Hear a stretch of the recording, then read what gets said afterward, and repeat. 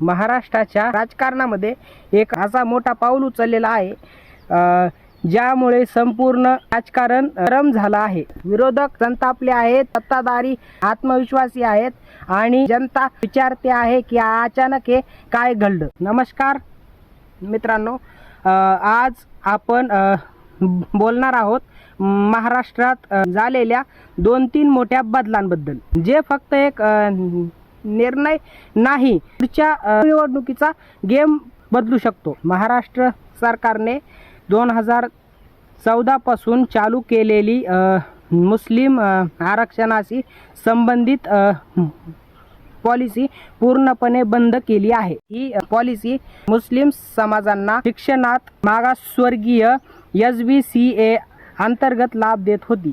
ही policy काही मुस्लिम समाजांना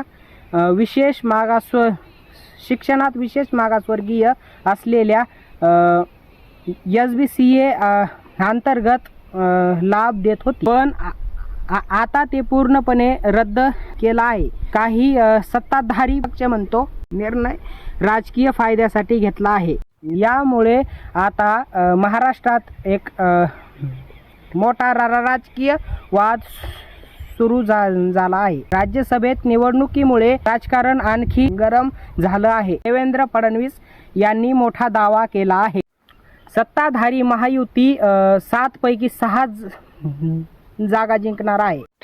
शरद पवार यांच्या पक्षासह विरोधी पक्षातच जागेसाठी संघर्ष सुरू आहे। म्हणजे आता विरोधकांमध्ये स्पर्धा सुरू झाली आहे आणि हेच सत्ताधारींसाठी एक मोठा फायदा ठरू शकतो। भिवंडीमध्ये राजकारणामध्ये एक मोठा गेम झाला आहे।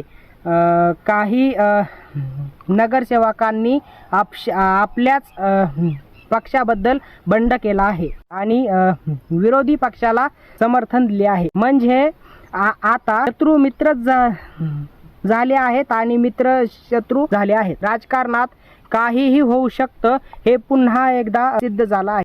आणखी एक मोठा निर्णय म्हणजे सरकारने महाराष्ट्रामध्ये 8,300 बस सुरू करण्याचा सरकारने एक मोठा निर्णय घेतला आहे।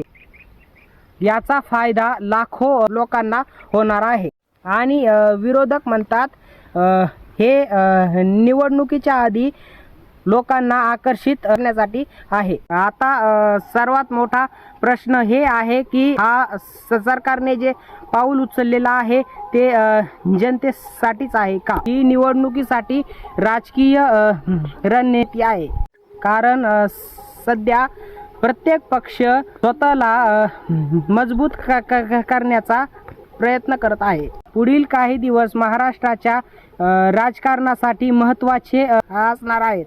आता याच्यावर तुमचं मत काय आहे कमेंटमध्ये नक्की सांगा आणि तुमच्या भावाला सबस्क्राईब करायला विसरू नका। जय हिंद, जय महाराष्ट्र।